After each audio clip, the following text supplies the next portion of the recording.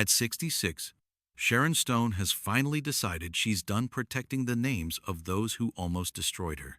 For decades, Hollywood painted her as the icy blonde who could seduce anyone with a single glance, the femme fatale of Basic Instinct.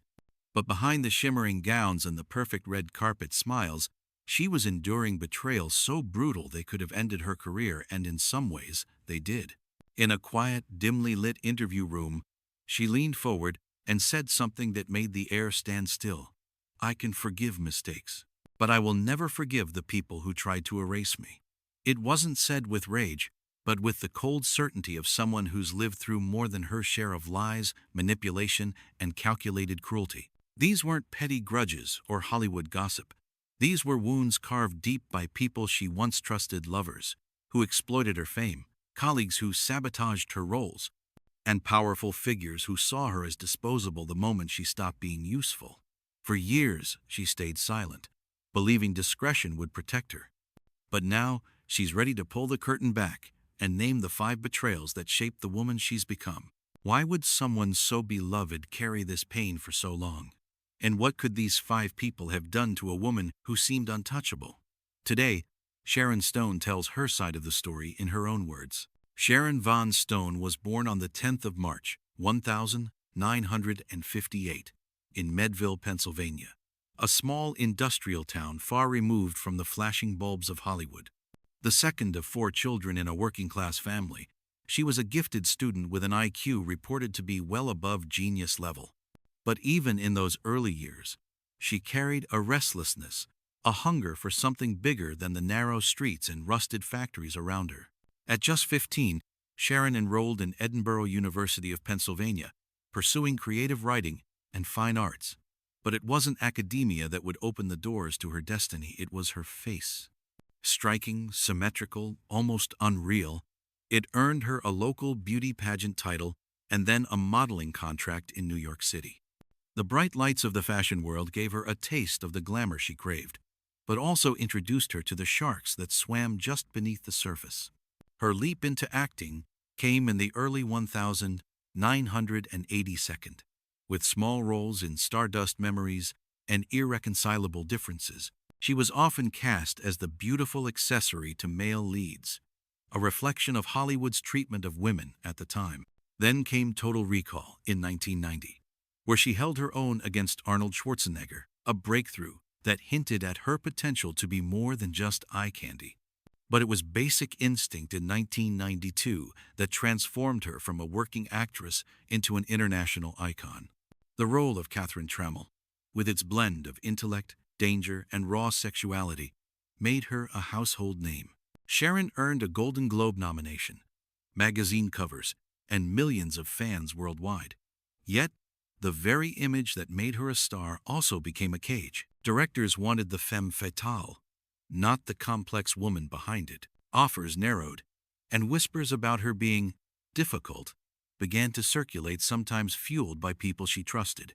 Even at her peak, Sharon faced sexism, ageism, and a media machine eager to sensationalize her every move. But she was determined to hold her ground, believing that talent and resilience could outlast the gossip. She didn't yet know that some of her deepest wounds would come, not from strangers, but from people within her own circle.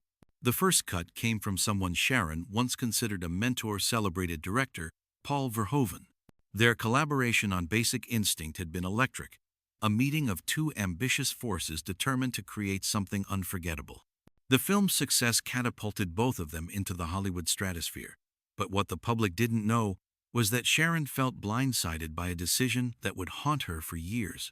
In her memoir and interviews, she's spoken about the infamous interrogation scene, the one that became the most talked about moment of the 1992nd. Sharon claimed she was misled into believing certain revealing angles wouldn't be visible on screen. On the day of the shoot, Verhoeven reportedly told her that the light reflecting off her underwear was ruining the shot and asked her to remove it, assuring her the scene would remain discreet. She trusted him. And then she saw the finished cut. The camera lingered. The moment was immortalized. Suddenly, the focus wasn't on her performance or her craft. It was on a single frame that tabloids replayed endlessly. While Verhoeven defended his choice as artistic necessity, Sharon saw it differently, as a violation of trust that turned her into a cultural flashpoint without her consent. The fallout was both blessing and curse. The scene became legendary, but it also typecast her in ways she could never fully escape. Roles came with expectations of nudity and eroticism, and when she pushed back, whispers started, "She's difficult. She's ungrateful." Years later, Sharon would sum up that day in one devastating line. "He told me to trust him. I did, and I've been paying for it ever since." The second betrayal came not from the set, but from Sharon's personal life, a place she once believed was her refuge from Hollywood's ruthless politics. In the late 1992, she married journalist Phil Bronstein, a respected figure in the media world. At first, their relationship seemed like a perfect match. The glamorous movie star and the hard-hitting newsman, two people with public profiles but seemingly grounded values. For a while, it was the stability Sharon needed. They adopted a son, Roan, in 2000, and Sharon embraced motherhood with a dedication that surprised even her closest friends. But behind the polished red carpet smiles, cracks were forming. Sharon's career was slowing, not just because of ageism and industry politics, but because she chose to focus more on her family. Phil, she later hinted, didn't fully appreciate what she had given up. Then came her near-fatal brain hemorrhage in 2001, a life-or-death moment that would test any marriage. Sharon spent months recovering, struggling with speech and motor skills, her health and career hanging in the balance. Instead of standing beside her through the storm, Phil grew distant. The marriage unraveled, and the custody battle that followed was nothing short of brutal. In 2008, Sharon lost primary custody of Roan, a wound that cut deeper than any professional setback. In private, she reportedly told a friend, "It's one thing to lose a role. It's another to lose your child to someone who knows exactly what you've sacrificed." The man who once held her hand through the flashbulbs had walked away when she needed him most, leaving her to rebuild not just her career, but her very sense of self. In the early 1992, Sharon pinned a careful kind of hope on legendary producer Robert Evans, who shepherded Sliver after the explosion of Basic Instinct. Evans spoke the language every actress longs to hear: creative partnership, elegance over exploitation, a grown-up thriller that would cement Sharon as more than a one-scene sensation. She signed on believing in that promise. What followed felt, to her, like a slipknot tightening. The film entered reshoots, endings were swapped, and the marketing leaned heavily into erotic shock rather than the sleek paranoia Sharon had been sold. Trade gossip churned. When the final cut polarized audiences, the blame slid, as it so often does, toward the woman on the poster. Sharon watched as columnists implied she was only the provocation, not the performance, while Evans, ever the raconteur, charmed the narrative in his favor. She had stuck her neck out with script notes and long days, only to feel the ground shift under her feet. Years later, she would describe that era with surgical calm. She had been promised a sophisticated reinvention and left holding the tab for a film recut to chase heat. The lesson was brutal. In a power game, the story belongs to whoever controls the final cut and the press. "I walked onto that set believing I had a partner," she said softly to a friend. "By the time the credits rolled, I realized I was the alibi." By the early 2000s, Sharon Stone was ready to gamble on a bold return, and nothing carried higher stakes than Basic Instinct 2. Andrew G. Vajna and Mario Casar, the powerful producers behind C2 Pictures, courted her with the promise of a sequel that would honor the intelligence and danger of Catherine Trammell, while giving Sharon the kind of prestige platform she deserved. They assured her that this was not a cash grab, but a carefully crafted reintroduction to a new generation. Sharon negotiated fiercely, even taking a pay cut compared to her earlier peaks, believing that the material would justify the comeback. She championed rewrites, clashed with directors to protect the character's complexity, and put herself on the line in press interviews long before the cameras rolled. Vajna and Casar, she thought, were in lockstep with her vision. But as shooting progressed, decisions began to shift in ways that made her uneasy. Studio notes leaned toward more explicit content, more sensational set pieces, and less of the psychological game that had made the first film iconic. Sharon fought to keep the script sharp. The producers fought to make it louder. By post-production, her influence was reduced to polite nods in meetings while final edits moved toward exactly what she had warned against. When the film premiered in 2006, critics tore it apart. The narrative blamed her the aging star who couldn't recapture the magic, while Vajna and Kassar slid into the background, untouched by the storm. In private, Sharon told a confidante, "They handed me the steering wheel, then quietly sawed it off mid-drive." It wasn't just the box office failure that hurt. It was knowing that the people who promised to safeguard her legacy had steered her straight into the wall and left her to crawl out of the wreckage alone. Of all the betrayals Sharon Stone has endured, none cut as deep as the one from William J. MacDonald, the television producer and writer she once planned to marry. In the late 1992, after a whirlwind romance, Sharon accepted his proposal. She saw in him a rare combination: intellect, artistry, and the ability to understand her world without being consumed by it.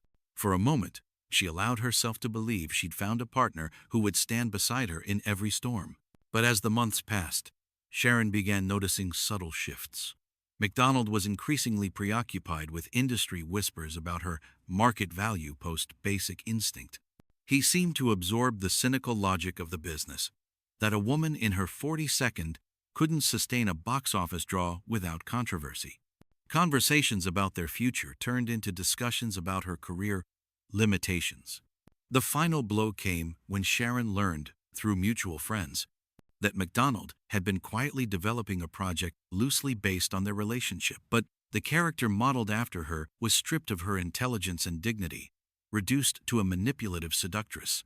It wasn't just fiction. It was a public reframing of who she was, written by the man who once vowed to love and protect her. When she confronted him, the engagement collapsed in a matter of days. The personal loss was devastating, but the professional ripple was worse.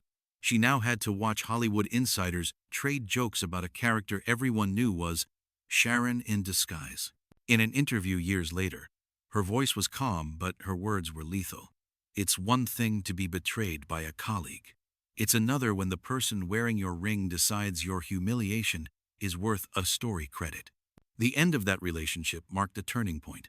Sharon stopped expecting protection from anyone in Hollywood or at home. Trust had become a currency she would never spend as freely again. Today, at 66, Sharon Stone stands in a place she once thought she'd never reach, a place where survival is no longer the goal, but the proof. She has been stripped of illusions, bruised by the machinery of Hollywood, and scarred by the people she once welcomed into her inner circle. But she is no longer interested in repairing her image to fit the industry's comfort.